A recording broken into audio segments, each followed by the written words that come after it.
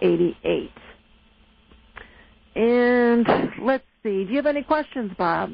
Or anything that you'd like to finish up from the first half hour?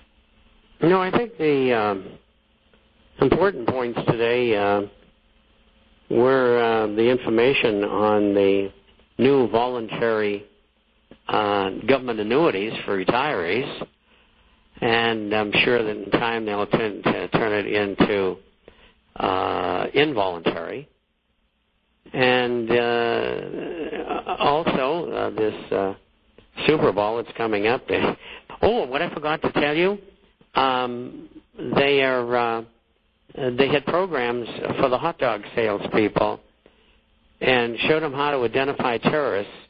And now they got all the hot dog people who are going to spy for the U.S. government at the Super Bowl.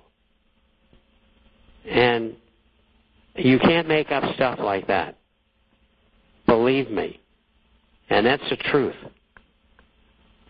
How about the hamburger guy? I mean, it's like the world went upside down. I know it. And, of course, they're going to have scanners in the streets. And there's this thing coming up in Chicago, I guess a couple of meetings, G20 or something like that. And I just heard it when I was on another program. And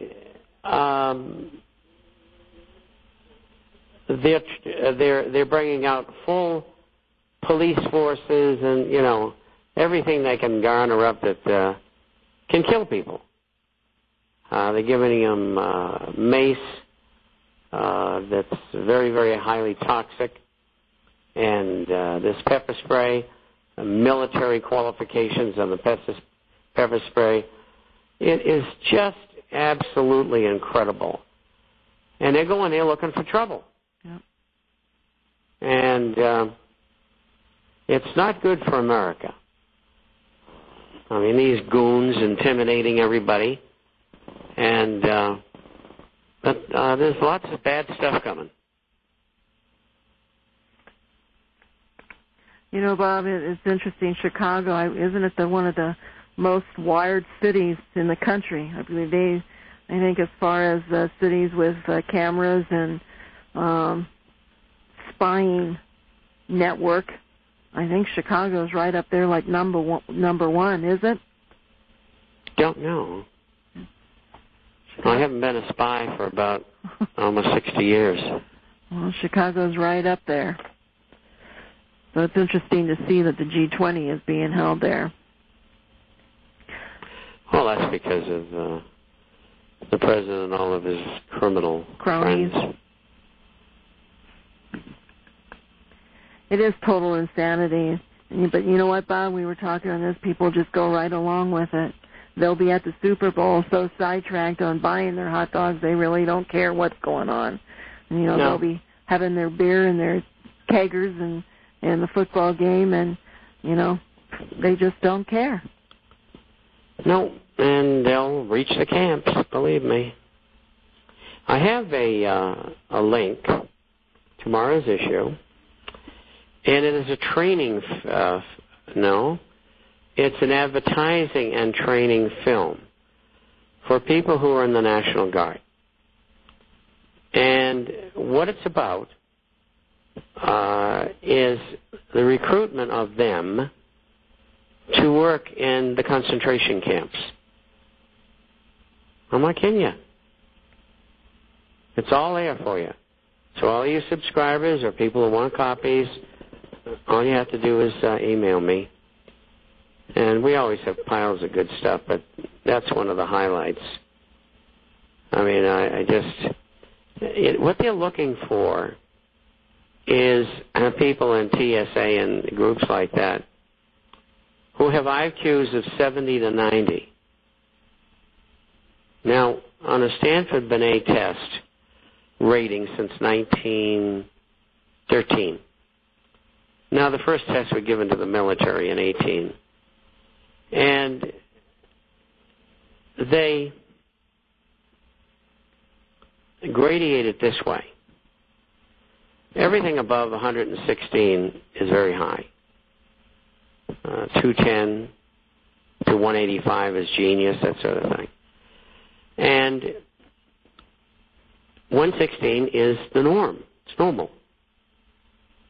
And you drop down to 70 to 90, and essentially what you've got are high-grade morons.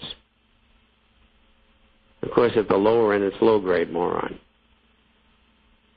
And these are the people I want to hire.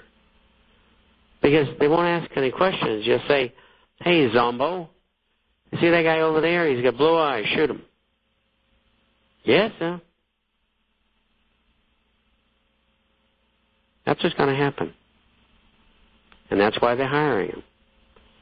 Even in the police departments now, they don't want to hire anybody with a higher than a 116. There's a lawsuit by a fellow who had a higher IQ and scored very, very well, and they wouldn't give him a job, and he sued him. And rightly so. Our country's upside down. And that's because they want to hire low-grade people. Because they're expendable. Just keep on pulling the trigger.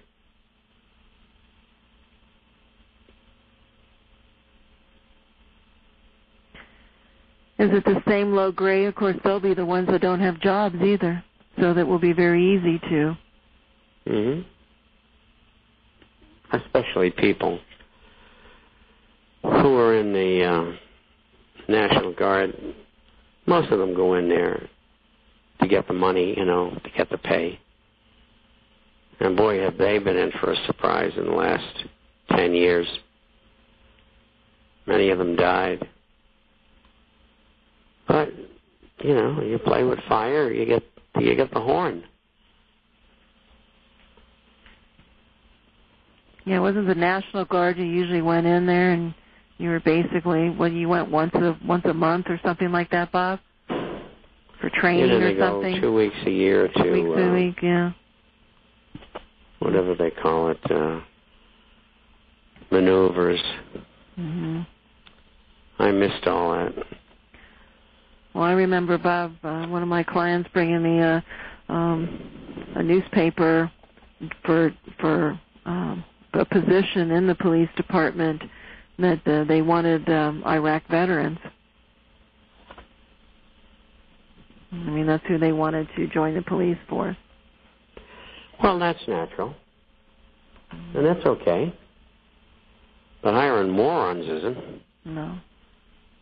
I mean, it's only, the only one reason they can be doing it is they'll take orders. They won't think, they just do. And that's what they want in the military. I'll tell you a funny story. We had a line officer in our outfit, and they used to stick him in there to give him a rest. Because everything we did was intelligence. And what this guy had said was that,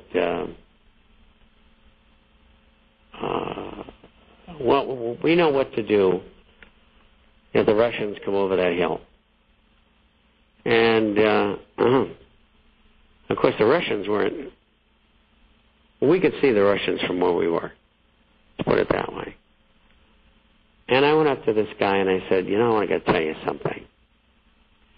If there's a war and we have to go into combat with you, we've all been trained the same way you have. And you should go to the background and we will lead the charge.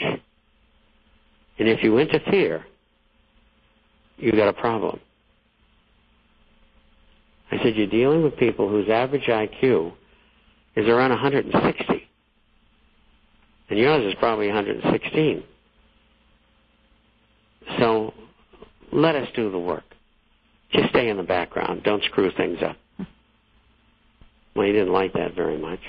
And after that, he liked me even less. And but that's the way it was. Even though people are mean, well, they can get you killed.